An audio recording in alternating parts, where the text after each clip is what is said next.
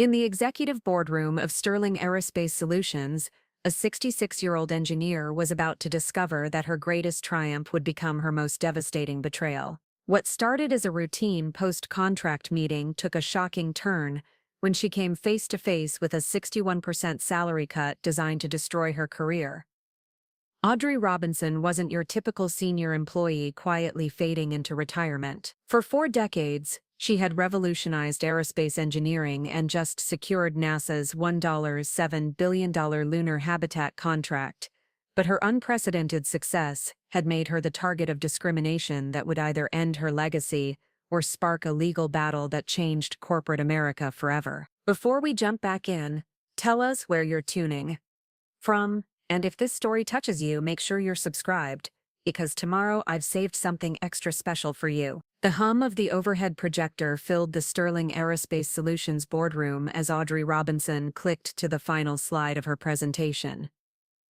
At 66, her voice carried the quiet authority that came from 4 decades of turning impossible dreams into orbital reality. The room's occupants, 12 senior executives, 3 NASA officials, and a handful of engineers, hung on her every word as she gestured toward the holographic display, rotating slowly above the mahogany conference table. The revolutionary aspect of our lunar habitat design, Audrey continued, her dark eyes reflecting the blue glow of the 3D model, lies not in its size, but in its adaptability.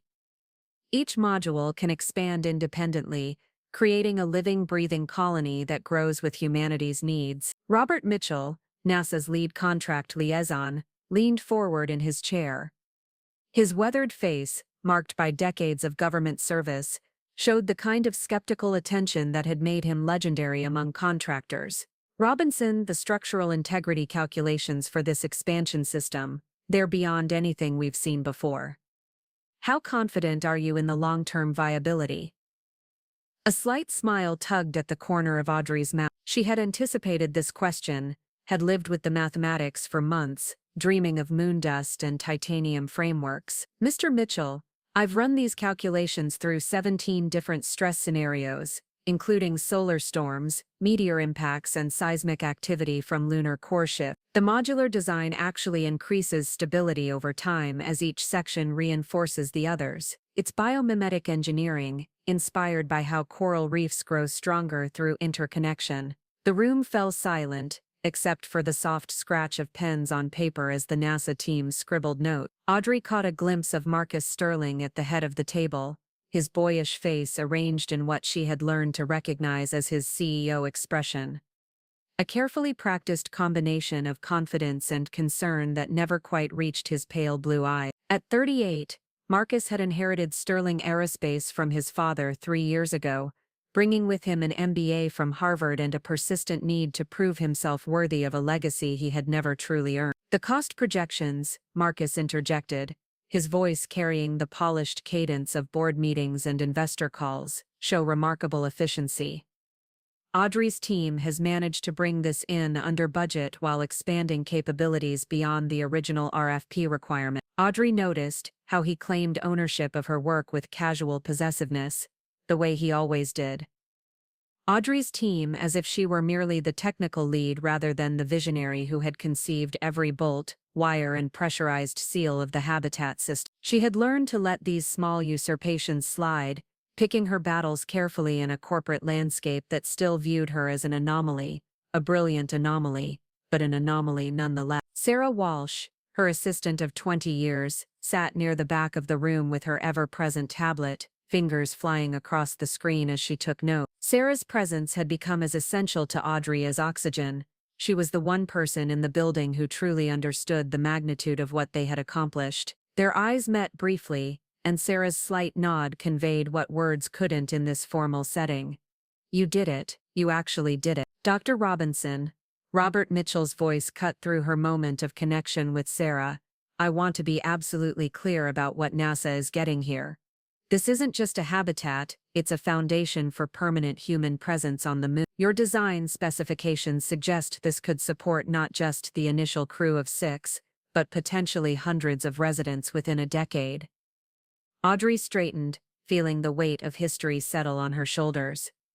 That's correct, Mr. Mitchell. This isn't just about putting people on the moon, it's about giving them a reason to stay, to build, to call it home. The words hung in the air like a promise, and Audrey felt the familiar surge of purpose that had driven her through 4 decades of calculations, late nights and skeptical meetings just like this one. She thought of her younger self, 26 years old, one of only 3 black women in her graduate engineering program, determined to prove that the stars weren't just for dreaming about. David Thompson, now a senior engineer but still the eager apprentice she had mentored 15 years ago, caught her eye from across the room.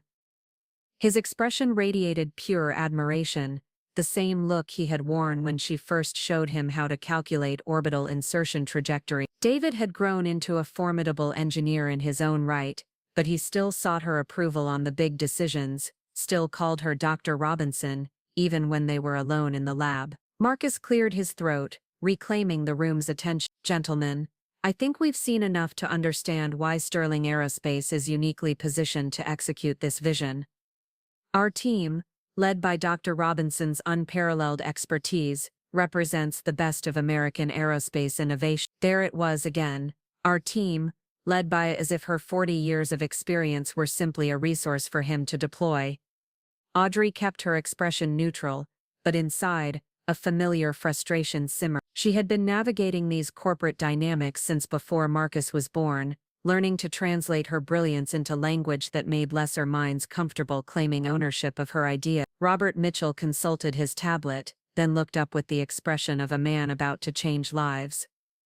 Dr. Robinson, Sterling, on behalf of NASA and the American people, I'm pleased to inform you that Sterling Aerospace Solutions has been selected as the primary contractor for the Lunar Habitat project. The contract value is $1.7 billion, over 7 years. The room erupted in applause, but Audrey barely heard it. 40 years of work from the early days, when colleagues questioned whether she belonged in the room, to late nights alone in the lab, pushing the boundaries of what was possible, had led to this moment. She had not just secured NASA's largest contract in a decade, she had designed humanity's future in space. Marcus was on his feet, beaming with the kind of practiced enthusiasm that came naturally to see. Robinson's innovative approach has once again proven that experience and vision are our greatest assets. As the formal meeting dissolved into handshakes and congratulations, Sarah appeared at Audrey's elbow with a knowing smile. How does it feel to make history, Dr. Robinson? Audrey allowed herself a rare, unguarded smile, like the beginning of something extraordinary. David approached, his face flushed with excitement. I can't believe it. We actually won. The lunar habitat is going to happen. You made it happen, Audrey corrected gently. All of us. This is what happens when brilliant people refuse to accept limitations. As the crowd began to thin, Marcus's voice cut through the celebratory chatter. Audrey, could I see you in my office in a few minutes? I'd like to discuss the transition plan. Something in his tone made Audrey pause, a subtle shift that her decades of experience reading corporate atmospheres caught immediately. But this was her moment of triumph, and she pushed the unease aside.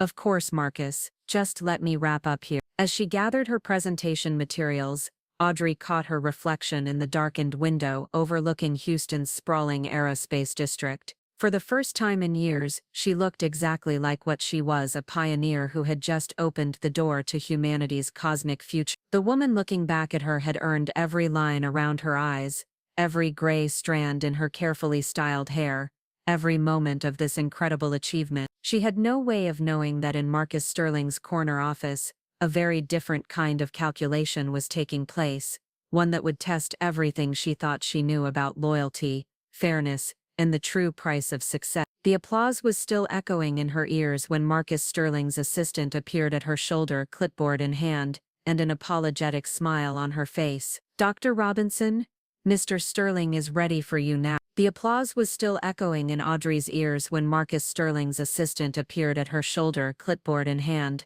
and an apologetic smile on her face. Dr. Robinson, Mr. Sterling is ready for you now. Audrey followed the young woman down the familiar hallway lined with photographs of Sterling Aerospace's greatest achievements, many of which bore her fingerprints, though her name rarely appeared in the accompanying plaque. The CEO's corner office occupied the building's prime real estate, floor-to-ceiling windows, offering a commanding view of Houston's sprawling aerospace district, where dreams of flight took tangible form. Marcus stood behind his imposing desk, his back to the door as he gazed out at the city skyline. The late afternoon sun cast long shadows across the polished mahogany, and for a moment, Audrey was struck by how small he looked against the vast expanse of glass, a boy playing in his father's office, wearing his father's suit. "Come in, Audrey, please, have a seat." His voice carried none of the enthusiasm from the boardroom celebration just minutes earlier. The shift was subtle but unmistakable to someone who had spent decades reading the nuances of corporate communication. Jessica Bennett, the HR director, sat in one of the leather chairs facing Marcus's desk, her expression carefully neutral. A manila folder rested in her lap, and she offered Audrey a brief nod that somehow managed to avoid eye contact entirely. Jessica's presence immediately raised red flags in Audrey's experience. HR directors didn't attend casual project discussions. "Congratulations again on the NASA contract," Marcus began as he settled into his chair. "It's exactly the kind of innovative thinking that built this company." He paused, his fingers drumming against the desk surface. "Which is why what I have to discuss with you is particularly difficult." Audrey felt the first flutter of unease in her chest, a sensation she hadn't experienced since her early days fighting to be taken seriously in engineering meetings. "Marcus, if this is about the project timeline, I've already identified ways to accelerate the initial phases. It's not about the timeline." Marcus's interruption was sharp, then immediately softened with a practiced smile. "Audrey, you know how much we value your contributions to Sterling Aerospace. Your expertise has been instrumental in our success." The past tense didn't escape her notice. Has been, not is, not will be. However, Marcus continued, his voice taking on the rehearsed cadence of difficult corporate communications, "We're facing some challenging economic realities. The board has mandated significant cost-cutting measures across all departments." Jessica Bennett shifted in her chair, opening the manila folder with the careful precision of someone handling explosive materials. "Dr. Robinson, as part of a company-wide restructuring initiative, we're implementing salary adjustments to ensure Sterling Aerospace's long-term financial stability." Audrey's analytical mind immediately began processing the corporate euphemisms. Salary adjustments, restructuring initiative, long-term financial stability. Each phrase was carefully chosen to obscure rather than illuminate, and she found herself thinking of the NASA contract that had just secured the company's largest payday in a decade. "I'm sorry," she said slowly, "but I'm not following. The NASA contract alone represents one tire-in, $7 billion revenue over 7 years. How exactly are we facing financial difficulties?" Marcus's jaw tightened almost imperceptibly. The contract is certainly significant, but it also comes with substantial overhead costs, new hiring requirements, and infrastructure investments. We need to optimize our existing personnel costs to accommodate these new obligations. Jessica slid a document across the desk toward Audrey. "Your new compensation package reflects a more sustainable approach to senior-level salaries. The reduction is significant, approximately 61%, but your role responsibilities will remain essentially unchanged." The words hit Audrey like a physical blow. 61%. She stared at the document, the numbers swimming before her eyes as the magnitude of the betrayal crystallized. They were cutting her salary by more than half while expecting her to continue leading the most important project in the company's history. "I don't understand," she said, her voice barely above a whisper. "You're cutting my salary by 61%. 3 days after I secured the largest contract in Sterling Aerospace history." Marcus leaned forward, his expression arranged in what he probably thought was sympathetic understanding. "Audrey, I know this is difficult, but we need to be realistic about market conditions and competitive pressures. The aerospace industry is evolving rapidly, and we need to make room for fresh perspectives and innovative approaches." Fresh perspectives, innovative approaches. The euphemisms for younger and cheaper weren't lost on her. "The contract specifications I developed," Audrey said, her analytical mind grasping for solid ground in this surreal conversation. Represent innovations that no one else in the industry has achieved. NASA selected us specifically because of the technical solutions I proposed. And we're deeply grateful for that contribution, Marcus replied smoothly. But going forward, we need to transition toward a more collaborative leadership structure. David Thompson has shown tremendous growth, and we're promoting him to Deputy Project Director. This new arrangement will provide excellent mentorship opportunities, while allowing you to transition toward a more advisory role. The final pieces of the puzzle clicked into place with devastating clarity. They weren't just cutting her salary, they were systematically diminishing her authority, positioning her as a has-been whose only value lay in training her replacement. The contract victory that should have represented the capstone of her career had instead painted a target on her back. "This is age discrimination," she said quietly, the words falling into the room like stones into still water. Jessica Bennett's carefully maintained composure cracked slightly. "Dr. Robinson, I want to assure you that this decision is based purely on business considerations. Sterling Aerospace has always valued diversity and experience." 61%, Audrey interrupted, her voice gaining strength. "You're cutting my salary by 61% while promoting my former apprentice to oversee my work. If that's not age discrimination, what would you call it?" Marcus's boyish face hardened, revealing the steel beneath his polished exterior. "I'd call it business reality. Audrey, the industry is changing, and companies that don't adapt get left behind. We're offering you the opportunity to continue contributing while acknowledging the natural evolution of leadership roles." The condescension in his voice was unmistakable now, the thin veneer of corporate courtesy finally stripped away. Audrey found herself thinking of all the times she had sat in rooms like this, the only black woman among men who questioned her qualifications, her judgment, her right to be there. She had fought those battles and won, had earned her place through sheer brilliance and relentless determination. But this felt different, not a battle to prove herself, but a calculated attempt to erase her. "You have until Monday to review the terms and sign the agreement," Jessica said, her voice barely audible. "If you choose not to accept these new conditions, we'll certainly understand your decision to pursue other opportunities." The threat was clear: accept the humiliation, or find yourself unemployed at 66. Audrey stood slowly, her legs feeling unsteady beneath her. The document remained on Marcus's desk, unsigned and untouched, as she gathered what remained of her dignity. "I'll need time to consider this." "Of course," Marcus said, his practiced smile returning. "Take all the time you need. And Audrey, I hope you understand that this isn't personal, it's just business."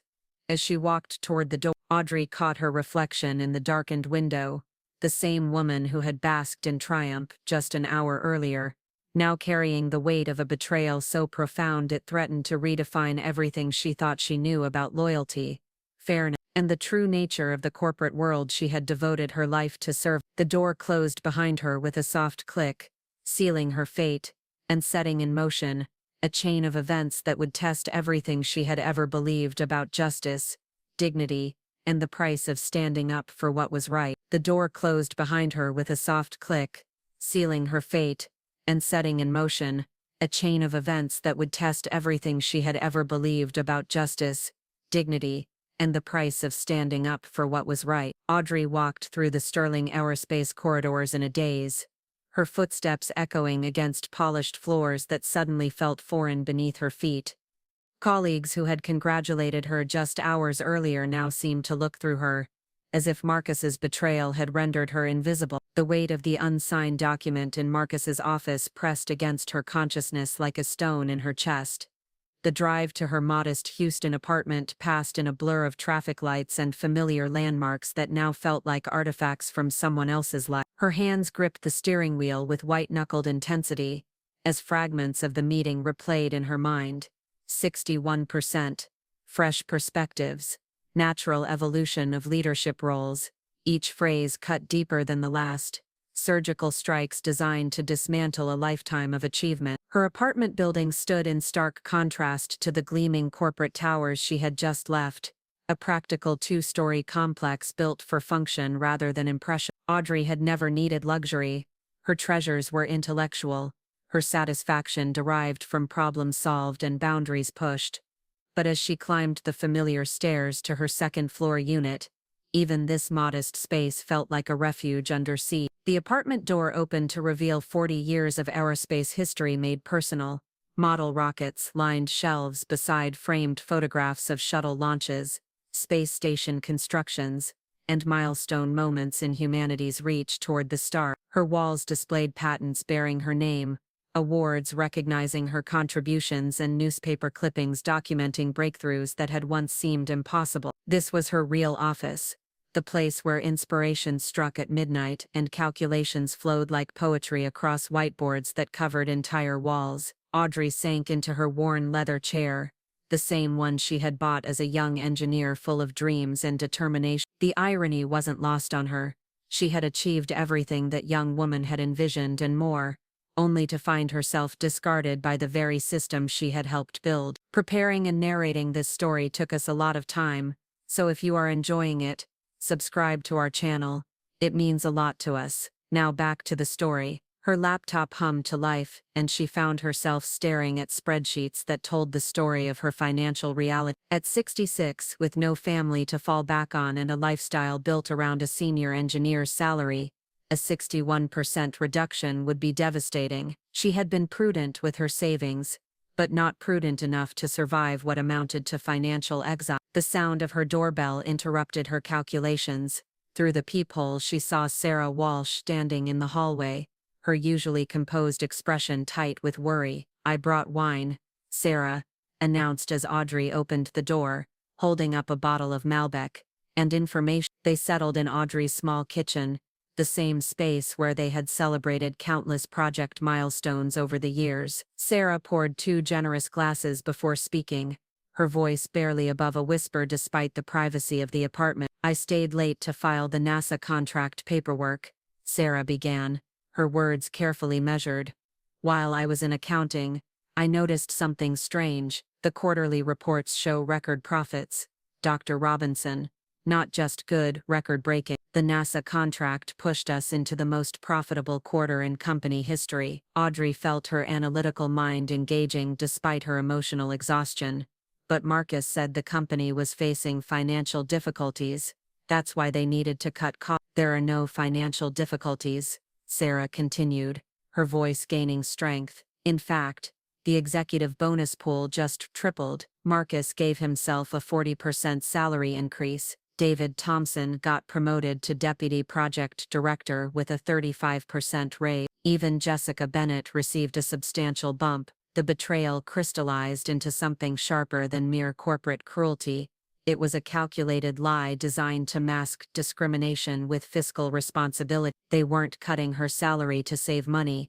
They were cutting her salary to fund rewards for everyone else. "There's more," Sarah said, her fingers drumming against the wine glass.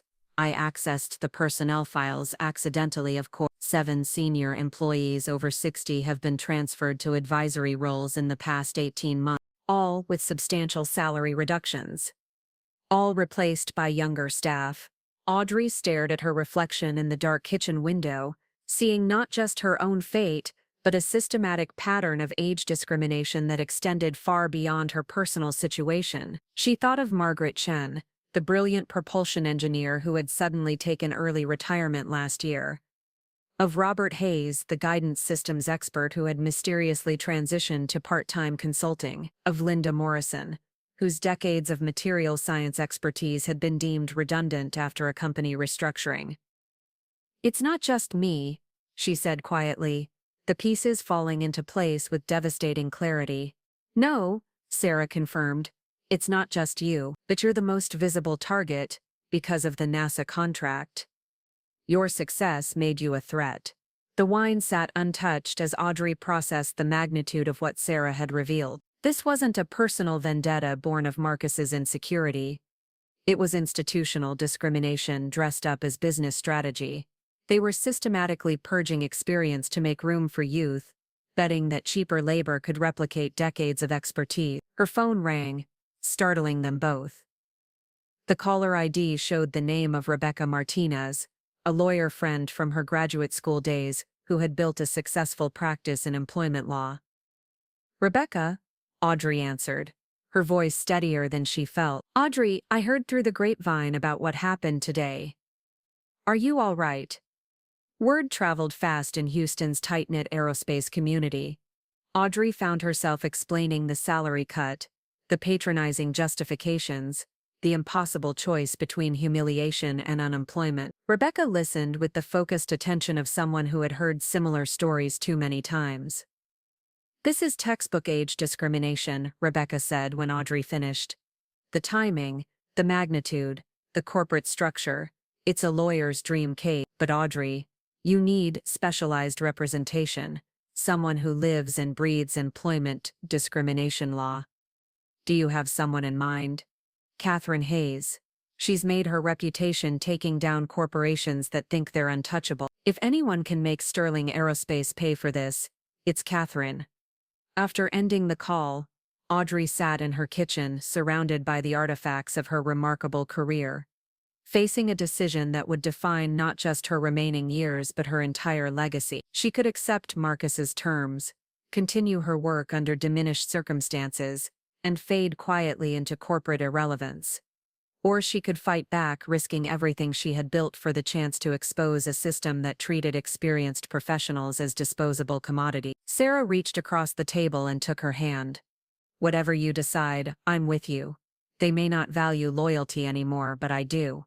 The support of this remarkable woman who had stood beside her through decades of challenges gave Audrey the clarity she needed. She thought of her younger self, the determined engineer who had refused to accept limitations based on race or gender. That woman wouldn't have accepted this betrayal quietly. Audrey pulled out her phone and dialed the number Rebecca had given her. Catherine Hayes answered on the second ring, her voice crisp and professional even at this late hour. "Miss Hayes, my name is Audrey Robinson. I believe we need to talk." As she scheduled the meeting that would change the trajectory of her life, Audrey felt something she hadn't experienced since leaving Marcus's office. Hope. Not just for personal vindication, but for the possibility that her fight could protect others from suffering the same systematic discrimination. The decision was made. The battle was about to begin. As she scheduled the meeting that would change the trajectory of her life, Audrey felt something she hadn't experienced since leaving Marcus's office. Hope. Not just for personal vindication, but for the possibility that her fight could protect others from suffering the same systematic discrimination. The decision was made. The battle was about to begin. 2 days later, Audrey found herself in the elevator of a gleaming downtown Houston high-rise, watching the numbers climb toward the 32nd floor. The Hayes & Associates law firm occupied a corner suite with commanding views of the city's legal district. And as Audrey stepped into the reception area, she was struck by the subtle but unmistakable evidence of serious success: original artwork, premium furnishings, and an atmosphere that whispered of battles won and settlements secured. Catherine Hayes emerged from her office like a force of nature contained in a perfectly tailored navy suit. At 45, she possessed the kind of sharp intelligence that made opponents think twice before engaging, her steel gray eyes missing nothing as she extended a firm handshake to Audrey. "Dr. Robinson, please come in. I've been looking forward to this conversation." Catherine's corner office was a study in controlled power. Legal texts lined custom shelves, while framed newspaper headlines chronicling her courtroom victories created a gallery of corporate defeat. Her desk was positioned to give her the psychological advantage of the panoramic city view behind her, but she gestured for Audrey to sit in one of the comfortable leather chairs arranged around a small conference table, a more collaborative setting that immediately put her at ease. "I've already done some preliminary research," Catherine began, opening a thick folder filled with documents and printouts. "Sterling Aerospace Solutions has been on my radar for several months.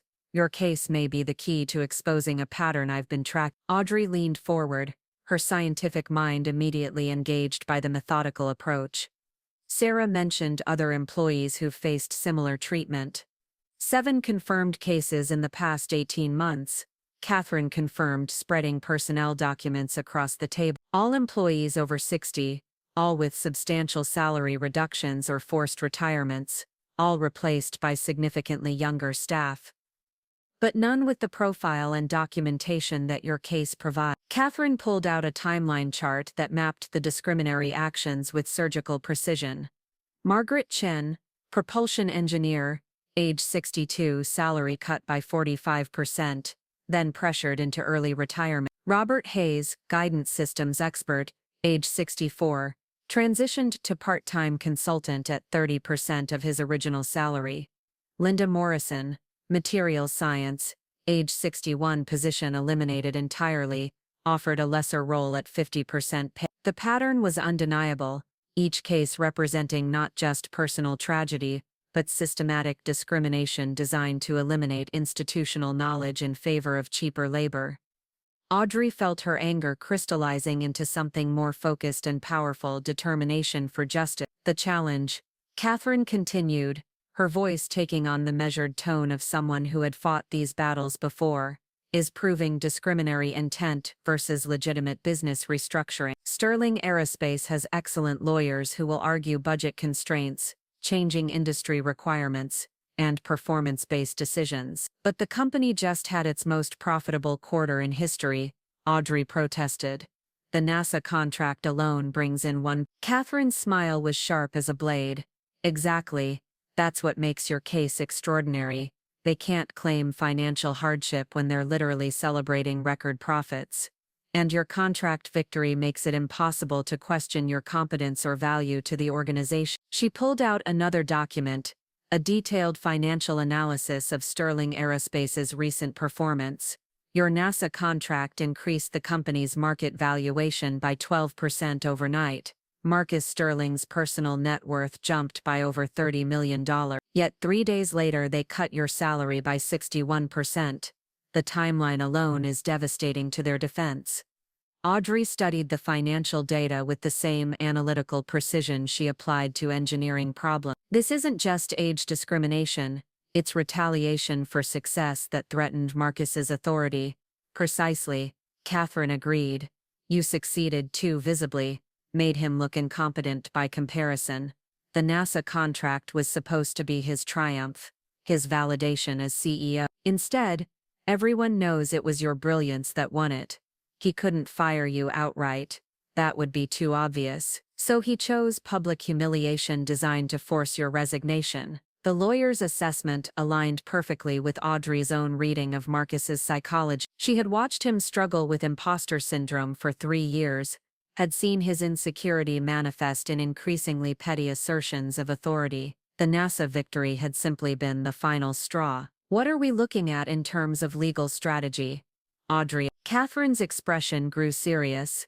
This is a complex case that could set significant precedents for age discrimination law. We'll be fighting not just Sterling Aerospace but the entire corporate culture that treats experienced workers as disposable. They'll throw everything they have at us. Private investigators, character assassination, attempts to discredit your work. She paused, studying Audrey's face carefully.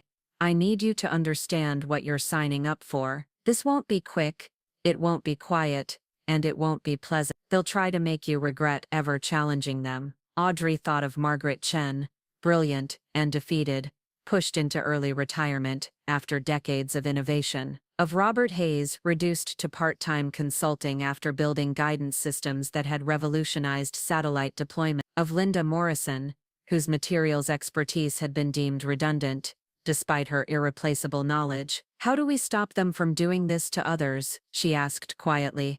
Catherine's eyes lit up with the fervor of someone who had found her calling in fighting institutional injustice. We expose the pattern, demand systematic changes, and make the financial consequences so severe that other corporations think twice before implementing similar policies. We turn your case into a landmark victory that protects every experienced worker in America. The scope of what Catherine was proposing was breathtaking, not just personal vindication, but social change on a national scale.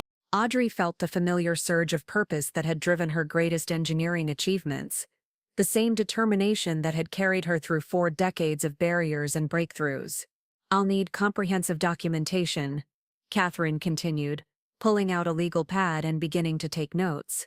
Every email, every performance review, every interaction with management. Sarah Walsh's inside information will be crucial, but we'll need other witnesses willing to testify about the discriminatory pattern.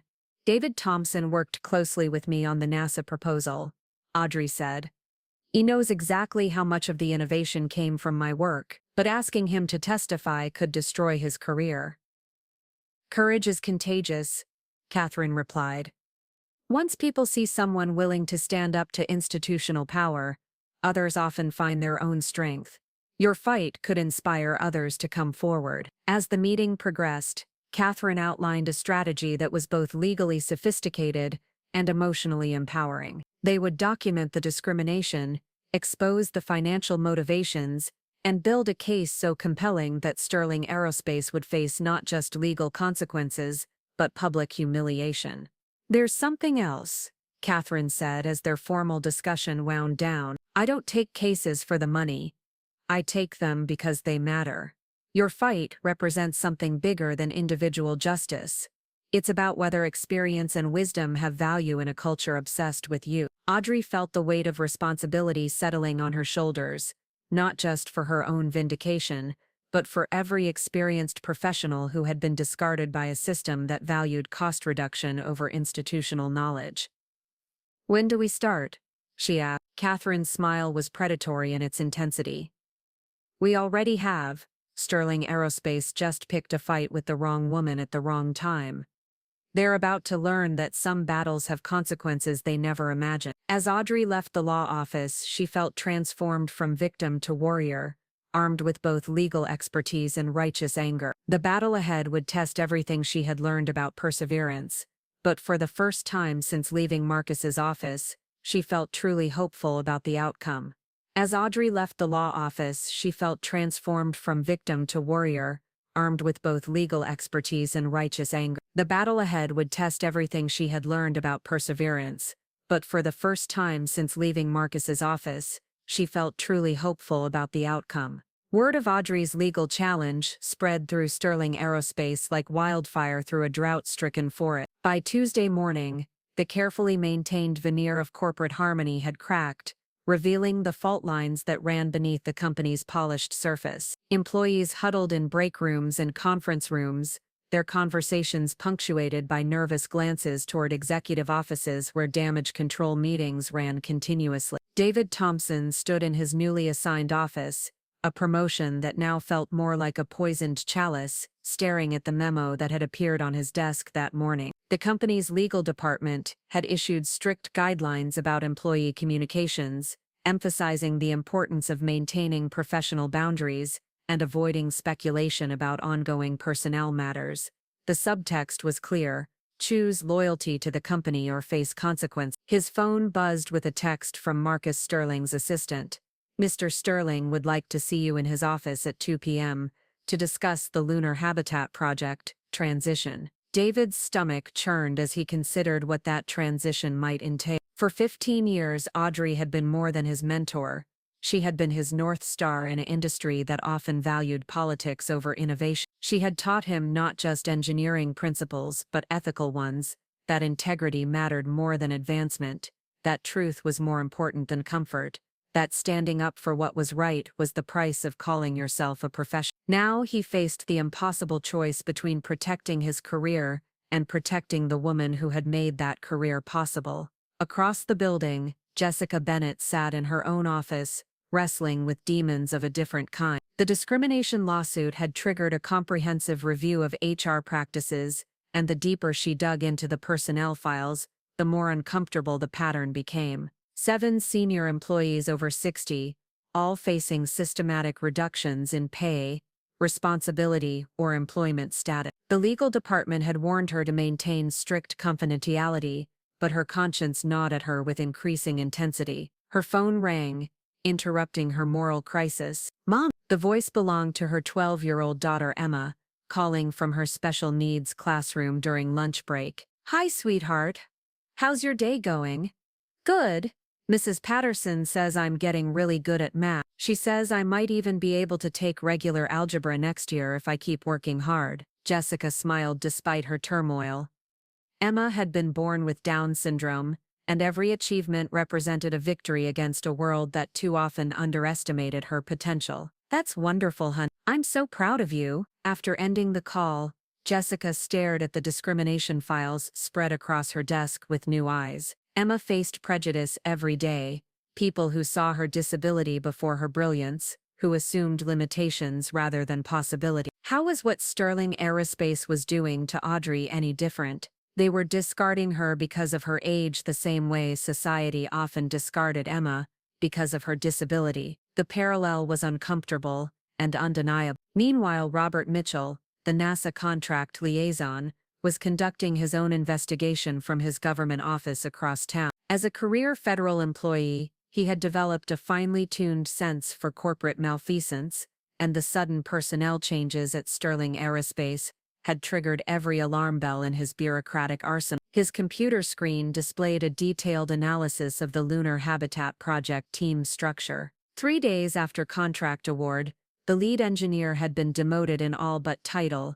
Her responsibilities shifted to a deputy with significantly less experience. In his 30 years of government oversight, Robert had never seen such a dramatic reorganization so soon after a major contract award. He picked up his secure phone and dialed his supervisor at NASA headquarters. "Jim, we might have a problem with the Sterling Aerospace contract." Back at Sterling Aerospace, Marcus Sterling paced his corner office like a caged predator. The legal challenge had caught him off guard, and his lawyers were painting an increasingly uncomfortable picture of potential consequence. Age discrimination lawsuits could result in massive financial penalties, but more importantly, they could destroy his carefully cultivated image as an innovative leader. His intercom buzzed.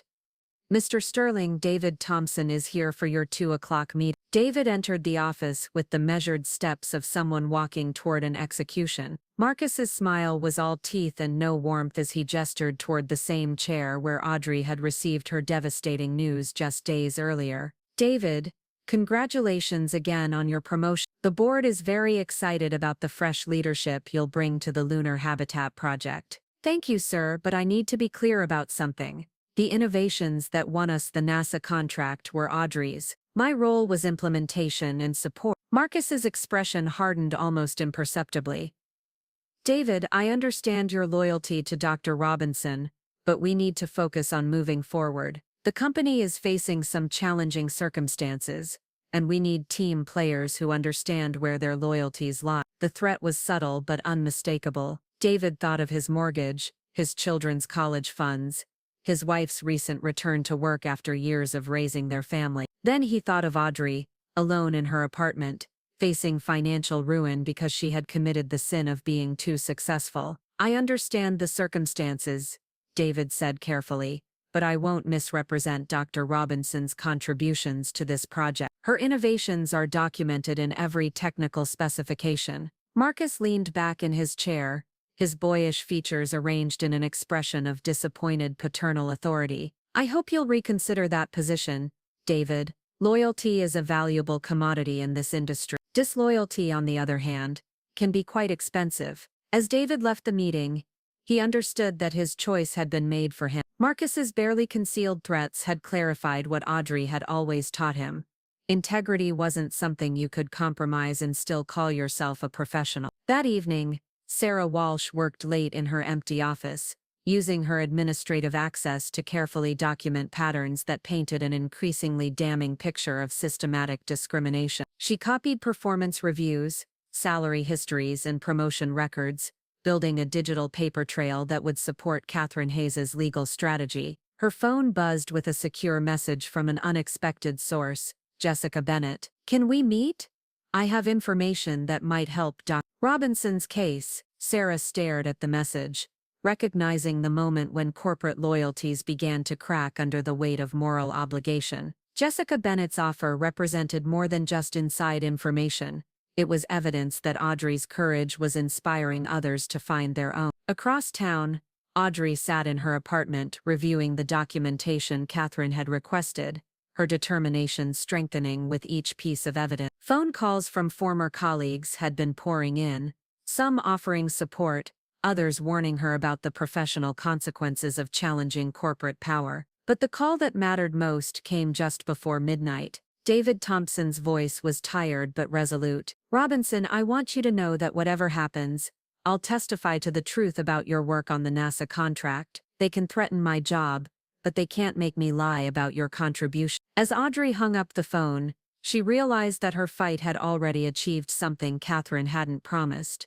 It was revealing the character of everyone around her. Some, like David and Sarah, were choosing courage over comfort. Others, like Marcus, were revealing their true nature under pressure. The battle lines were drawn, and the war for justice was about to begin in earnest. The battle lines were drawn, and the war for justice was about to begin in earnest. Catherine Hayes's conference room had been transformed into a war room, its polished table now covered with personnel files, financial documents, and organizational charts that map Sterling Aerospace's systematic discrimination with surgical precision. 2 weeks into the formal investigation, the evidence painted a picture so damning that even Catherine, who had seen corporate malfeasance in all its forms, was shocked by the brazenness of the pattern. 7 confirmed cases, Catherine announced to Audrey and Sarah, who sat across from her reviewing the latest batch of documentation. But the deeper we dig, the more victims were found. Margaret Chen wasn't just pressured into early retirement, she was actively excluded from meetings about projects she had initiated. Robert Hayes didn't just lose his full-time status, his security clearance was mysteriously downgraded, making it impossible for him to continue his specialized work. Audrey studied the timeline chart that Catherine had constructed, each data point representing not just a career destroyed, but institutional knowledge lost forever. They're not just eliminating expensive employees, they're erasing decades of expertise. Exactly, Catherine confirmed, her voice carrying the sharp edge of righteous anger. And now we have the documentation to prove it. Thanks to your inside sources. The inside sources had proven more valuable than Catherine had dared hope. Jessica Bennett's crisis of conscience had yielded a treasure trove of internal communications, including emails between Marcus Sterling and his executive team that revealed the discriminatory intent behind the restructuring initiatives. More damaging still were the recorded conversations from board meetings, where Marcus had explicitly discussed the need to refresh the talent pool and transition away from legacy thinking. Sarah Walsh had been equally instrumental, using her administrative access to document the financial sleight of hand that had funded the discrimination. While senior employees over 60 saw their salaries slashed, younger staff received substantial raises and promotions. The NASA contract bonuses had been distributed exclusively to employees under 40, despite the fact that the technical innovations had come primarily from Audrey's team. "There's more," Sarah said, sliding a new folder across the table. "I managed to access the consulting agreements they've been using to replace the senior staff they've pushed out. They're paying external contractors twice what they were paying their own experienced employees." Catherine's eyebrows rose as she reviewed the contract. "So they're claiming budget constraints while actually increasing costs. This is beyond discrimination. It's fraud." As their investigation intensified, Marcus Sterling had launched his own campaign of retaliation and damage control. His first target was the NASA contract itself, and he had spent the past week attempting to rewrite history by minimizing Audrey's contributions to the lunar habitat project. In a series of increasingly frantic meetings with his technical staff, Marcus had tried to retroactively assign credit for Audrey's innovations to other team members. The effort had backfired spectacularly when David Thompson, faced with direct orders to sign documents falsifying the project history, had refused outright.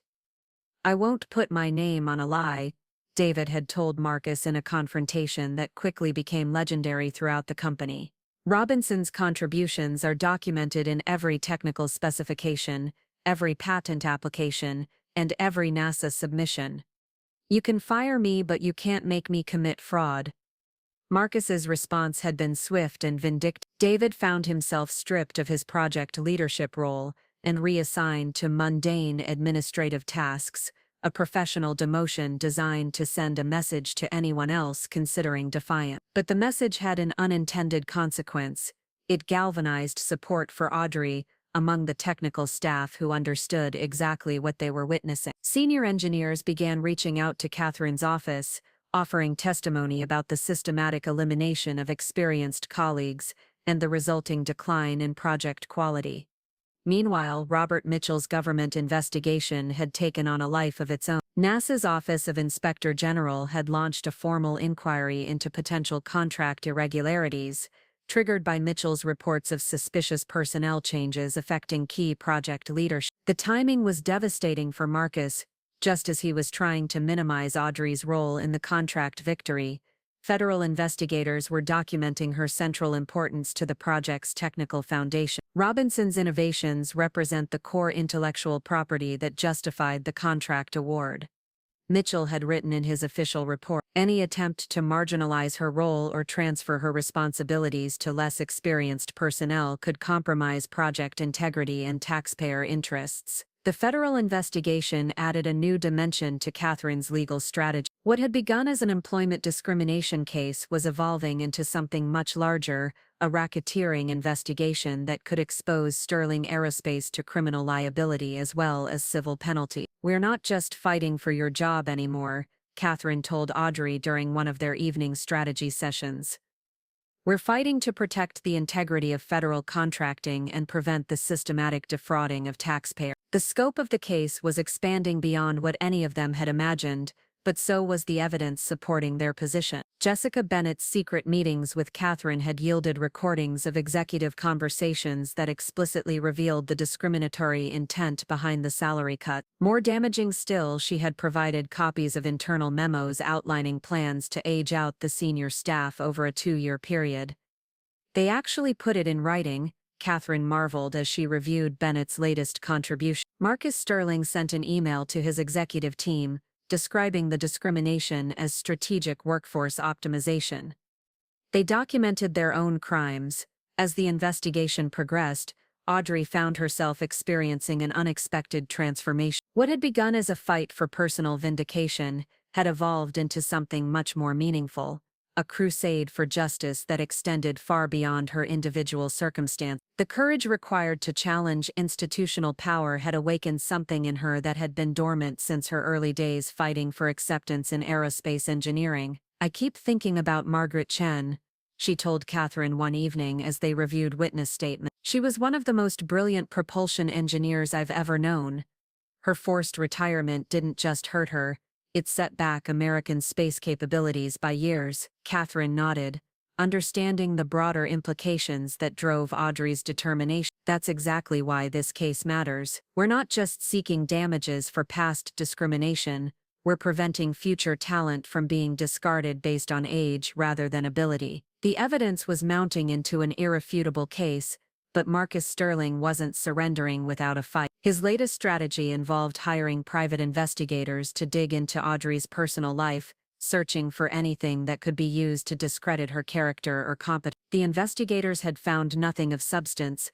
Audrey's 40-year career was remarkably clean, but their harassment had sent a clear message about the lengths to which Sterling Aerospace would go to protect itself. "They're getting desperate," Catherine observed as she reviewed the investigators' reports. "When corporations resort to personal attacks, it usually means they know they're losing on the merit." As Part 6 concluded, the investigation had transformed from a simple employment dispute into a comprehensive expose of corporate corruption. The evidence was overwhelming, the federal interest was escalating, and the public attention was building toward an inevitable confrontation that would test everything Audrey had learned about courage, integrity, and the true cost of standing up for justice. The foundation had been laid for a battle that would reshape not just her life, but the entire landscape of workplace discriminational law. The foundation had been laid for a battle that would reshape not just her life, but the entire landscape of workplace discrimination. The story broke at 6 a.m. on a Tuesday morning when Houston Chronicle aerospace reporter Maria Santos published an explosive expose titled, "NASA Contractor Accused of Systematic Age Discrimination." Within hours, the story had been picked up by national outlets, and by noon, Sterling Aerospace Solutions found itself at the center of a media firestorm that threatened to consume everything Marcus Sterling had worked to build. Audrey watched the coverage unfold from Catherine's conference room, her emotions cycling between vindication and anxiety as her private struggle became public spectacle. CNN was running her professional headshot alongside Sterling Aerospace's corporate logo, while talking heads debated the implications for federal contracting and workplace equality. Audrey Robinson represents the best of American aerospace engineering, declared Patricia Williams, a former NASA administrator being interviewed on MSNBC. The idea that a company would punish her success with financial retaliation is not just morally wrong, it's strategically stupid. You don't discard institutional knowledge to save money. The aerospace community's response was swift and overwhelming. Within 24 hours of the story breaking, over 200 industry professionals had signed an open letter supporting Audrey and condemning age discrimination in technical fields. Former colleagues from across her 40-year career shared stories of her innovations, her mentorship, and her crucial contributions to projects that had advanced American space capability. But the most damaging coverage came from an unexpected source: leaked audio recordings from Sterling Aerospace board meetings that Jessica Bennett had secretly provided to Catherine's investigation. The recordings, featuring Marcus Sterling's voice discussing the need to transition away from legacy thinking and optimize workforce demographics, played on news programs throughout the day. "We need fresh energy, fresh perspectives." Marcus's voice echoed across television screens nationwide. These older engineers, they're stuck in old paradigms. The industry is evolving, and we can't afford to be held back by people who refuse to adapt. The audio was devastating not just for its discriminatory content, but for its casual arrogance. Marcus had revealed his true beliefs about experienced workers with the confidence of someone who never expected to be held accountable for his prejudices. Sterling Aerospace's initial response was a masterclass in corporate damage control gone wrong. Marcus had insisted on holding a press conference, despite his lawyer's strong objections, believing he could charm his way out of the crisis with the same polished charisma that had served him in investor presentation. The press conference, held in Sterling Aerospace's gleaming lobby, was a disaster from the opening statement. Marcus, flanked by uncomfortable-looking executives, attempted to frame the salary reduction as part of a strategic restructuring designed to optimize resource allocation in a competitive marketplace. "Robinson is a valued member of our team," Marcus declared to a room full of skeptical reporters. "Her contributions to the NASA contract are significant, and we look forward to her continued involvement in the project under our new operational framework." The questions that followed were relentless and well-informed, thanks to the detailed evidence that Catherine had strategically leaked to key journalists. "Mr. Sterling," called out Maria Santos from the Chronicle, "how do you explain cutting Robinson's salary by 61%, while giving yourself a 40% raise in the same quarter?" Marcus's composure cracked visibly. "The executive compensation decisions were made by the board based on comprehensive performance metrics and market comparisons." "What performance metrics justified punishing the engineer who secured your largest contract in company history?" The questions kept coming, each one more damaging than the last. How did he explain the pattern of targeting employees over 60? Why were consulting contracts costing more than the salaries of the experienced engineers they had replaced? What was his response to NASA's inquiry into potential contract irregularities? Marcus's answers became increasingly incoherent,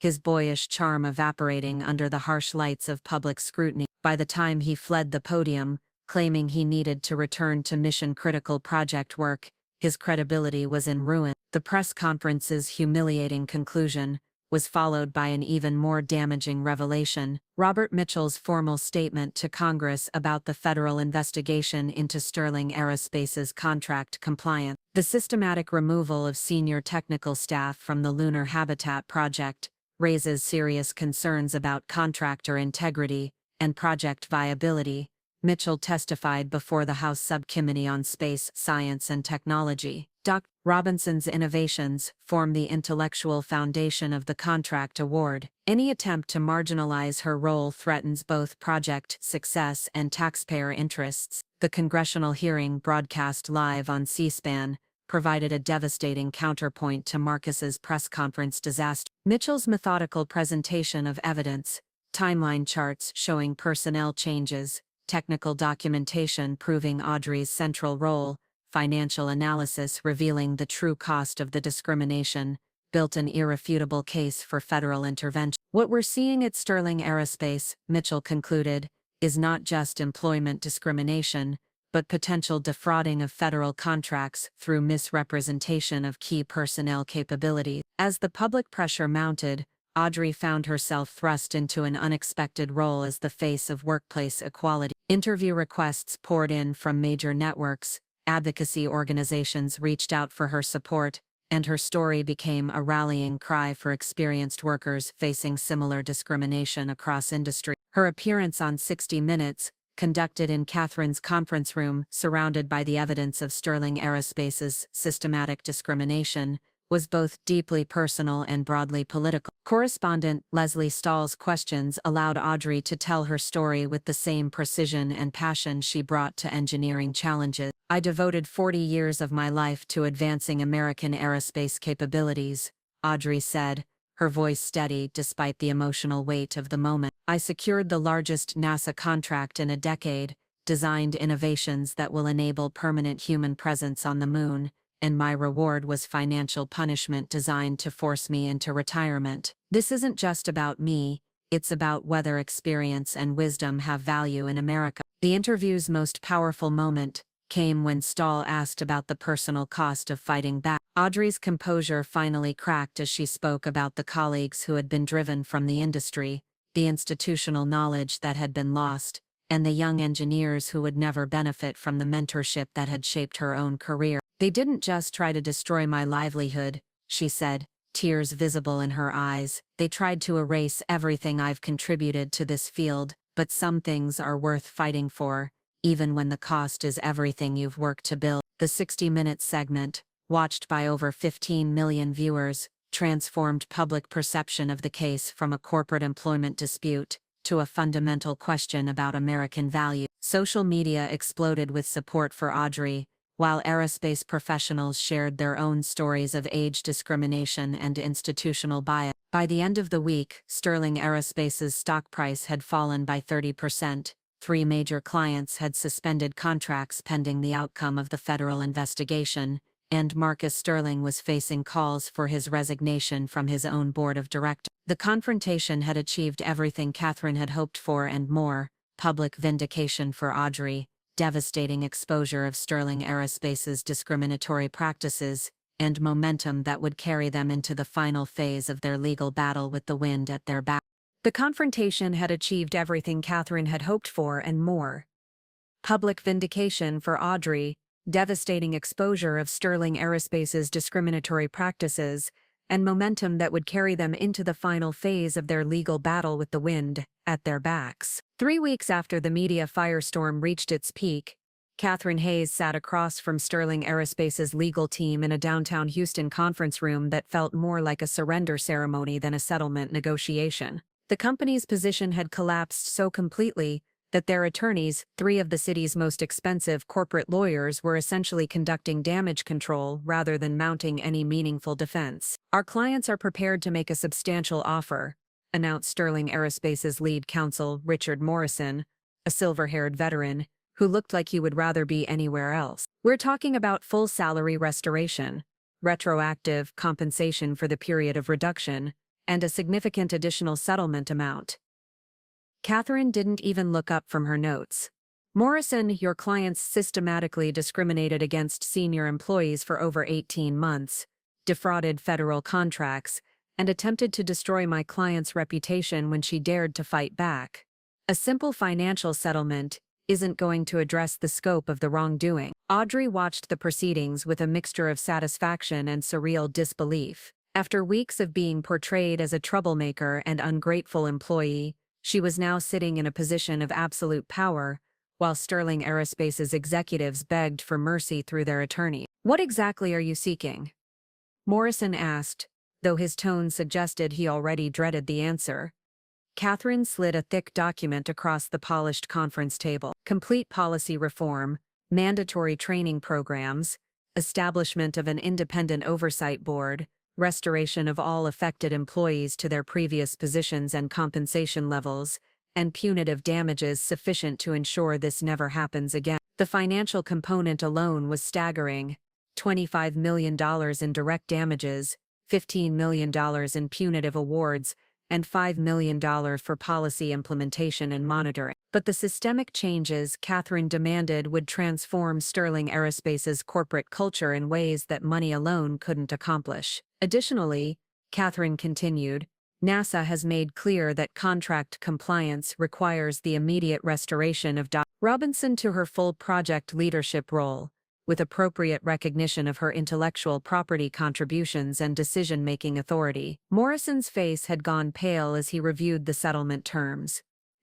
Your clients had every opportunity to address this situation quietly and fairly. Instead, they chose to escalate through retaliation and public relations disasters. Now they faced the consequences of those choices. The pressure on Sterling Aerospace had become unbearable from multiple directions. The congressional investigation had expanded into a full GAO audit of federal contracting practices, with Sterling Aerospace serving as the primary case study. NASA had placed the lunar habitat contract under formal review, threatening suspension if personnel irregularities weren't immediately resolved. The company's stock price continued to hemorrhage value as institutional investors fled, and 3 major aerospace clients had suspended future collaborations pending the outcome of the discrimination case. Most devastating of all, the board of directors had lost confidence in Marcus Sterling's leadership. That morning's emergency board meeting had resulted in a unanimous vote of no confidence,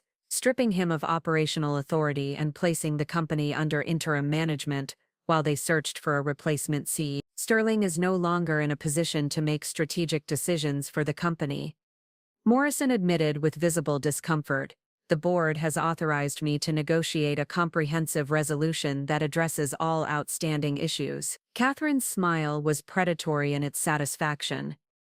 "Excellent. Then, let's discuss the specific terms of Dr. Robinson's restoration to full project authority." The negotiations continued for 3 grueling days, with Catherine methodically addressing every aspect of the discrimination and its consequences. Audrey would be restored to her full salary with a 20% increase to reflect the project's success. Her intellectual property rights would be formally recognized in all NASA contract documentation. She would have complete autonomy over technical decisions and staffing for the lunar habitat project. But beyond the personal restoration, the agreement mandated sweeping changes to Sterling Aerospace's employment practices. Every employee over 60 who had faced salary reductions or demotions would be offered full restoration to their previous position. The company would implement mandatory bias training for all managers, establish an independent ombudsman for discrimination complaints, and submit to annual audits of their employment practices for the next 5 years. The punitive damages serve a specific purpose, Catherine explained to reporters after the settlement was announced. This case demonstrates that age discrimination carries real consequences, not just for the victims, but for the corporations that practice it. The public announcement of the settlement sent shockwaves through the aerospace industry and beyond. At $45 million, it was one of the largest age discrimination settlements in corporate history, but the systemic changes it mandated represented an even more significant victory for workplace equality. Audrey's statement to the press was characteristically measured and forward-looking. "This settlement isn't just about rectifying past wrongs, it's about ensuring that experience and wisdom are valued alongside innovation and energy. The aerospace industry needs the full spectrum of human talent to achieve our greatest ambitions." The personal vindication was profound, but Audrey found even greater satisfaction in the broader impact. Margaret Chen, Robert Hayes, Linda Morrison, and 4 other senior engineers who had been pushed out of Sterling Aerospace were offered immediate reinstatement with full back pay and restored benefits. 3 chose to return, while 4 others used their settlements to launch their own consulting firms specializing in aerospace innovation. Marcus Sterling's downfall was swift and comprehensive. Within a week of the settlement announcement, he had resigned from all positions at Sterling Aerospace and sold his remaining stock holding. Industry insiders reported that his attempts to find new executive positions had been uniformly unsuccessful. The combination of public humiliation and documented discrimination had made him toxic to potential employers. The aerospace community is smaller than people realize, David Thompson observed during a celebration dinner at Audrey's favorite Houston restaurant. Word travels fast about how you treat people, and Marcus learned that reputation matters more than MBA credentials. David had been among the first to be restored to his previous position, though he had earned something even more valuable: recognition throughout the industry. As an engineer who had chosen principle over career advancement, job offers had poured in from competing firms, but he had chosen to stay at Sterling Aerospace to help rebuild its culture under new leadership. Jessica Bennett had also emerged as a transformed figure, using her role as HR director to implement the diversity and inclusion programs mandated by the settlement. Her experience with discrimination through her daughter's disability had given her a personal mission to ensure that Sterling Aerospace became a model for inclusive employment practices. As the legal proceedings concluded, Audrey reflected on the unexpected journey from professional triumph to personal betrayal to ultimate vindication. The fight had cost her months of stress and uncertainty, but it had also revealed reserves of courage and determination she hadn't known she possessed. More importantly, it had demonstrated that even entrenched institutional discrimination could be challenged and defeated by individuals willing to risk everything for justice. The settlement would protect not just current employees, but future generations of aerospace professionals who might otherwise face similar prejudice based on age, race, gender, or any other characteristic irrelevant to their professional capability. Standing in Catherine's office for the final time as client and attorney, Audrey felt a sense of completion that had nothing to do with financial compensation and everything to do with moral victory. She had fought the system and won, but more importantly, she had helped change that system for everyone who would follow. 3 months later, Audrey Robinson walked through the corridors of NASA's Johnson Space Center in Houston with the measured confidence of someone who had found her true calling. The badge hanging from her lanyard identified her as Senior Advisor to the Lunar Habitat Project, a position that had been created specifically for her expertise and represented everything the settlement with Sterling Aerospace had made possible. The irony wasn't lost on her that fighting for the right to continue her work at Sterling Aerospace had ultimately led her to something far better: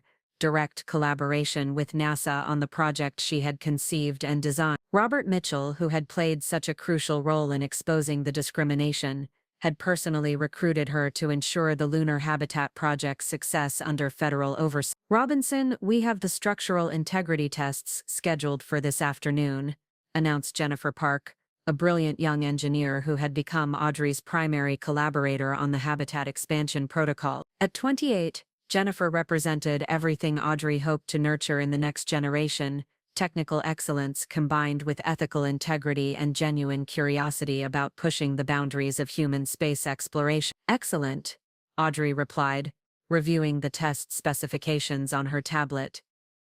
"Have you had a chance to review the thermal regulation modifications we discussed?" Jennifer's eyes lit up with the enthusiasm that reminded Audrey why she had devoted her life to mentorship. "Yes, and I think your biomimetic approach could revolutionize how we think about closed-loop environmental systems. The coral reef analogy isn't just poetic, it's functionally brilliant." They walked together toward the testing facility, passing displays of space exploration history that now included Audrey's contributions to the Lunar Habitat Project. Her innovations had been formally recognized in NASA's technical documentation, with patent applications filed in her name, and her role as principal architect clearly established in all official records. The morning's tests were a triumphant validation of concepts that had seemed impossible just months earlier. The modular habitat sections expanded and contracted with mechanical precision, their interconnected systems sharing resources and maintaining structural integrity under simulated lunar conditions. Watching her designs come to life in NASA's advanced testing facility,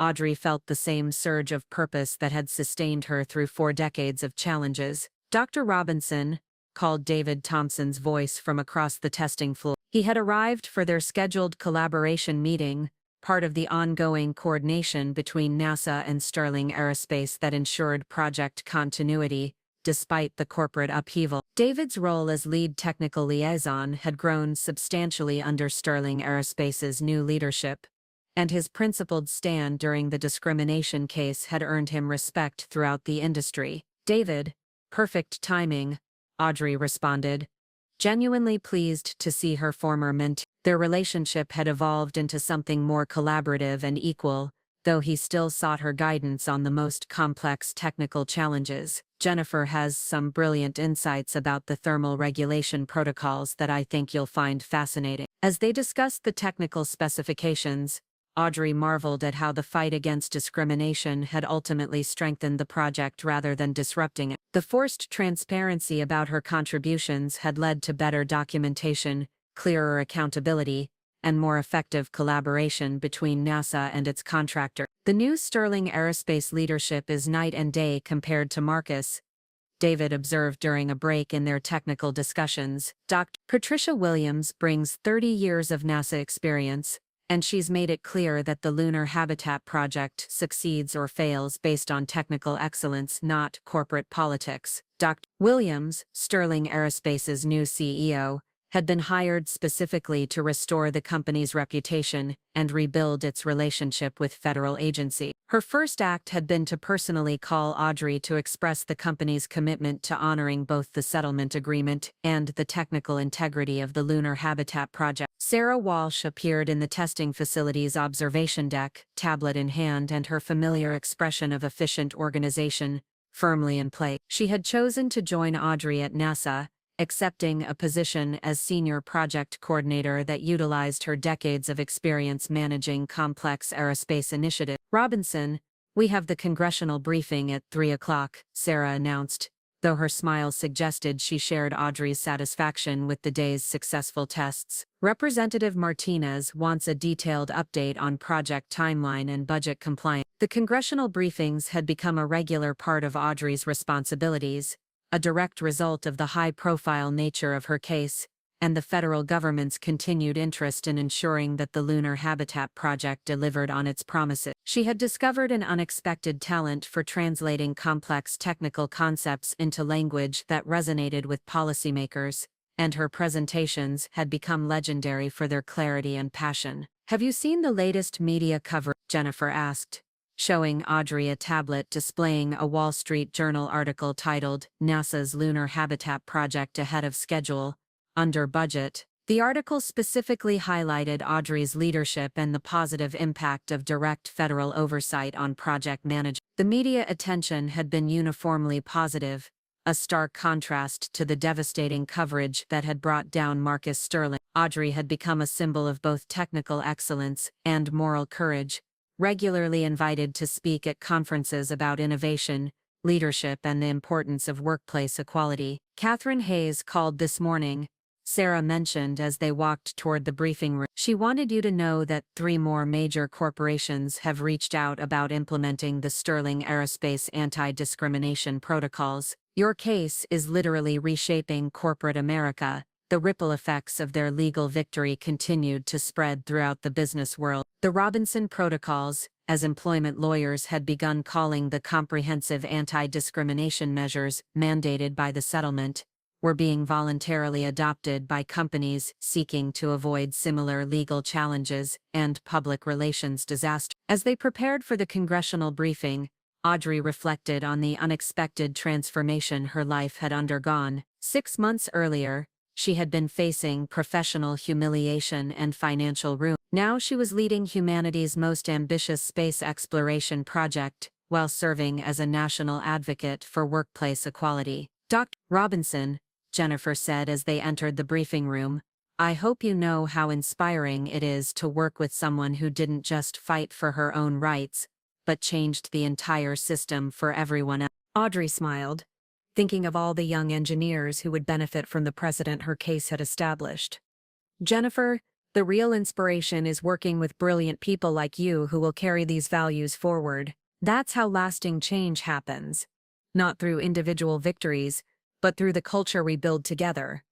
The congressional briefing went smoothly, with representatives from both parties praising the project's progress and Audrey's leadership. As she presented the latest technical achievements and timeline projections, she realized that this was exactly where she belonged, not fighting corporate politics, but pushing the boundaries of human knowledge and capability while mentoring the next generation of space explorers. Walking back to her office as the Houston sun set over the Space Center, Audrey felt a profound sense of fulfillment that had nothing to do with personal vindication and everything to do with purpose. She had not just survived the attempt to destroy her career, she had emerged stronger, more influential, and more committed than ever to the work that had always defined her. The Lunar Habitat Project was no longer just about establishing humanity's presence on the moon.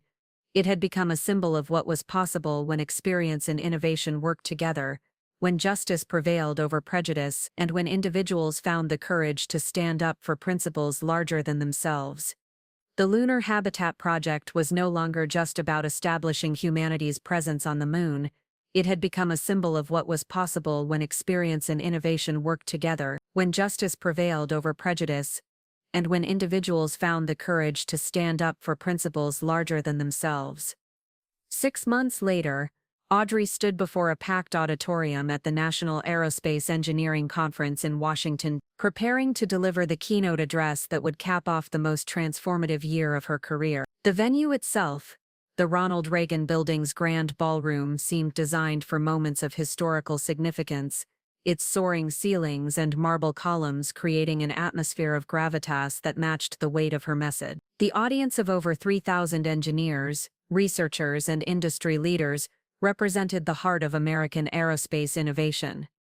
Their enthusiastic applause as she approached the podium reflected not just professional respect, but genuine admiration for her courage and accomplishment. These were people who understood the technical brilliance required to design humanity's first permanent lunar outpost, but they also recognized the moral fortitude required to challenge an entire system of institutional discrimination. Behind her on the massive screen, images of the lunar habitat prototype rotated slowly, showing the elegant complexity of humanity's first permanent off-world home. The structure had exceeded every performance metric over the past 6 months of intensive testing. Its biomimetic design, inspired by coral reef growth patterns, had proven both more resilient and more adaptable than conventional approaches. The modular expansion system had demonstrated flawless integration capabilities, while the closed-loop life support systems had maintained perfect efficiency during extended crew simulation. 18 months ago, Audrey began,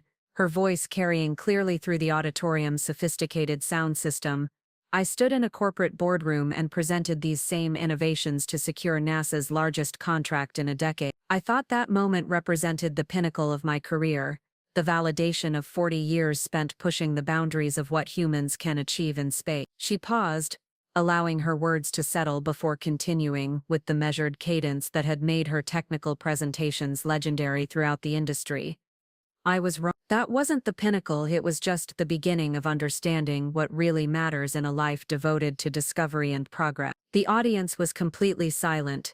3,000 brilliant minds focused entirely on her words as she began to recount the journey from triumph to betrayal to ultimate vindication. She spoke about the shock of learning that success could be punished rather than rewarded, about the crushing weight of institutional discrimination designed to eliminate experience in favor of cheaper alternatives. When Sterling Aerospace cut my salary by 61% 3 days after I secured their largest contract in company history, they weren't just attacking me personally. She continued, her voice gaining strength. They were attacking the very principle that competence and dedication should be rewarded rather than punished. They were declaring that institutional knowledge had no value compared to the cost savings of replacing experience with inexperience. In the audience, she could see faces that represented the entire spectrum of her impact over the past year. Jennifer Park sat in the front row, now recognized as one of the most promising young engineers in aerospace and serving as Audrey's principal collaborator on the Habitat's environmental system. The young woman's eyes shone with the kind of passionate dedication that reminded Audrey why mentorship had always been as important to her as innovation. David Thompson was present with his wife and children, his career having flourished under Sterling Aerospace's reformed leadership. His decision to choose principle over career advancement had ultimately led to greater recognition and responsibility than he could have achieved through compliance with discrimination. His children, ages 8 and 12, watched their father with obvious pride as they listened to Audrey describe his courage during the darkest moments of the legal battle. Sarah Walsh watched from the VIP section, her loyalty and courage having been recognized with her own speaking engagements about administrative excellence and technical organization. After 20 years as Audrey's assistant, she had emerged as a respected voice in her own right, consulted by aerospace executives about building ethical and efficient organizational culture. Catherine Hayes was also present, having used her victory in Audrey's case to launch a specialized practice in aerospace employment law. The Robinson Protocols, the comprehensive anti-discrimination measures mandated by the settlement, had become the gold standard for preventing age bias in technical industry. Catherine's firm was now consulting with companies across the country on implementation strategies, and 3 major corporations had voluntarily adopted similar measures to avoid the devastating consequences that had befallen Sterling Aerospace. The personal cost of fighting institutional discrimination was higher than I ever imagined, Audrey continued, her voice carrying the weight of lived experience. There were nights when I questioned whether challenging the system was worth the financial uncertainty, the professional isolation, and the emotional toll of being portrayed as a troublemaker simply for demanding fair treatment. She clicked to the next slide, which showed a timeline of the legal battle's progression from initial discrimination to final settlement. But the real measure of our success isn't in the contracts we win or the settlements we secure. It's in the culture we create for the next generation of explorers and innovators. The next slide revealed something that brought tears to many eyes in the audience: a diverse group of young engineers working on lunar habitat components in laboratories across the country. This morning, NASA announced the establishment of the Audrey Robinson Fellowship Program, which will provide full funding for underrepresented students pursuing aerospace engineering degrees. The program will support 50 students annually, with a specific focus on ensuring that our industry reflects the full spectrum of American talent and perspective. The applause was thunderous and sustained, with the entire audience rising to their feet in recognition of the program's significance. Audrey felt the deepest satisfaction from seeing the tears in Jennifer Park's eyes. The young engineer had been selected as the program's first administrator, a recognition of both her technical brilliance and her commitment to inclusive excellence that would guide the next generation of aerospace professionals. The fellowship program is funded by something unprecedented in corporate America, Audrey continued as the applause subsided and the audience returned to their seats. Sterling Aerospace Solutions has committed $25 million over 5 years, money that came directly from the settlement of our discrimination case. They're literally investing their penalty for discriminating against experience into developing the next generation of diverse engineering talent. The transformation of Sterling Aerospace under Patricia Williams's leadership had become a business school case study in corporate cultural change. Dr. Williams, a former NASA administrator with 30 years of federal experience, had implemented sweeping reforms that went far beyond the legal requirements of the settlement. The company's stock price had not only recovered but reached record highs as investors recognized the value of ethical leadership and inclusive practices. Employee satisfaction surveys showed dramatic improvements, while retention rates for senior staff had increased by 40%. The ripple effects of our legal victory continue to spread throughout American industry, Audrey noted, clicking to a slide showing adoption statistics. 3 other major aerospace contractors have voluntarily adopted similar anti-discrimination protocols, creating a competitive advantage for companies that value experience alongside innovation. The Robinson protocols are being studied by corporations in technology, pharmaceuticals, and automotive industries as a blueprint for preventing age discrimination while maximizing human capital effectiveness. She paused to let the significance of these numbers sink in before moving to the technical achievements that had validated her innovations. 6 months ago, we achieved our first major milestone in lunar habitat development. The prototype successfully completed a 90-day simulation with a full crew of 6, demonstrating that our biomimetic approach to life support systems works exactly as designed. More importantly, the crew included engineers ranging in age from 26 to 68. Proving that innovation knows no generational boundaries. The test results had been remarkable beyond anyone's expectation. The habitat's coral reef-inspired growth algorithms had allowed for seamless expansion of living quarters, while the interconnected environmental systems had maintained perfect atmospheric balance throughout the extended simulation. Most significantly, the age-diverse crew had demonstrated superior problem-solving capabilities, compared to previous simulations using only younger personnel, validating Audrey's long-held belief that experience and fresh perspectives created synergistic innovation. The technical success of our lunar habitat prototype represents more than engineering excellence, she continued, her voice growing passionate as she approached the core of her message. It represents proof that the institutional knowledge being discarded by age discrimination isn't just valuable, it's irreplaceable. The innovations that will take humanity to the moon permanently came not from choosing youth over experience, but from combining the energy of new perspectives with the wisdom of seasoned expertise. As Audrey spoke these words, she thought about Marcus Sterling, whose fall from corporate grace had been as swift as it was complete. Industry sources reported that he had relocated to a smaller consulting firm in Phoenix, his reputation in aerospace permanently damaged by the documented evidence of his discriminatory practices. His attempted comeback had been met with polite but firm rejection from every major contractor, as the aerospace community's collective memory proved longer and more unforgiving than he had anticipated. Marcus Sterling believed that innovation required discarding experience, Audrey reflected, her tone more sorrowful than vindictive. He convinced himself that cutting costs by eliminating senior staff would somehow accelerate progress. The irony is that his discrimination delayed the lunar habitat project by months and cost Sterling Aerospace millions in consulting fees to replace the institutional knowledge he had so carelessly discarded. The audience stirred uncomfortably at this direct reference to the disgraced former CEO. But Audrey's point was clear: discrimination carried consequences that extended far beyond legal settlements, damaging both individual careers and corporate capabilities in ways that could take years to repair. The moon has waited for 4 billion years for human visitors, Audrey continued, her voice gaining strength as she moved toward her conclusion. It can wait a little longer for us to build a society worthy of representing Earth among the stars. The Lunar Habitat Project isn't just about expanding human presence in space. It's about ensuring that the civilization we build reflects our highest values of equality, innovation, and mutual respect. She clicked to the final slide, showing an artist's conception of the completed lunar colony as it might appear in 10 years, a sprawling complex of interconnected domes and towers, housing hundreds of researchers, engineers, and pioneers from around the world. This is our destination,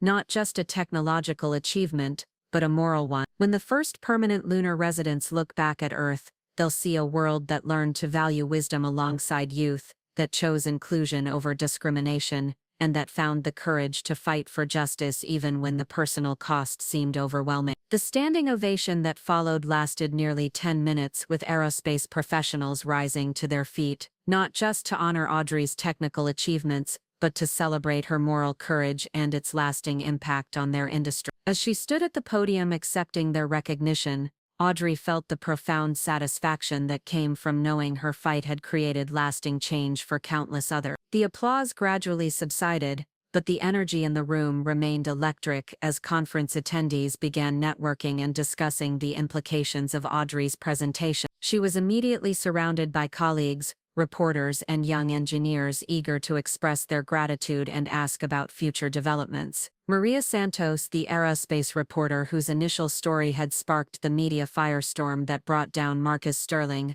approached with a knowing smile. Santos was now working on a book about workplace discrimination in technical industries, with Audrey's case serving as the central example of how individual courage could create systematic change.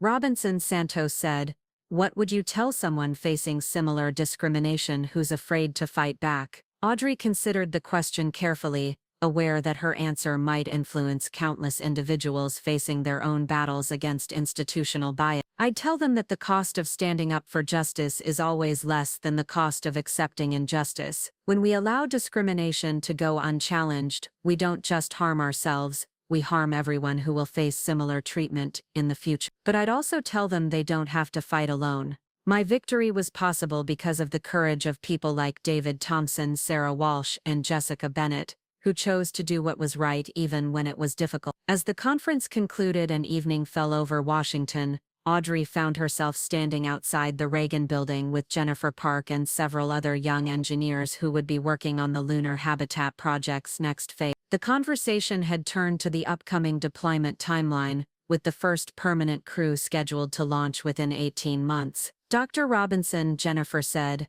I hope you know that everything we accomplish on the moon will carry forward the principles you fought for here on Earth. The Robinson protocols aren't just preventing discrimination, they're ensuring that our greatest achievements reflect our highest values. Audrey smiled, thinking of all the young engineers who would benefit from the precedent her case had established. Jennifer, the real victory isn't in the policies we've changed or the settlements we've won. It's in the culture we're building together, one where brilliance is valued regardless of age, where experience and innovation work hand in hand, and where standing up for what's right is seen as a professional obligation rather than personal choice. Standing in Washington's evening light, Audrey looked up at the sky where the moon was just becoming visible above the city's glow. Soon, thanks to her innovations and her courage, that distant world would host humanity's first permanent outpost, a testament not just to technical ingenuity, but to the moral principles that made such achievements worthy of human civilization. The Robinson Fellowship recipients would be announced next month,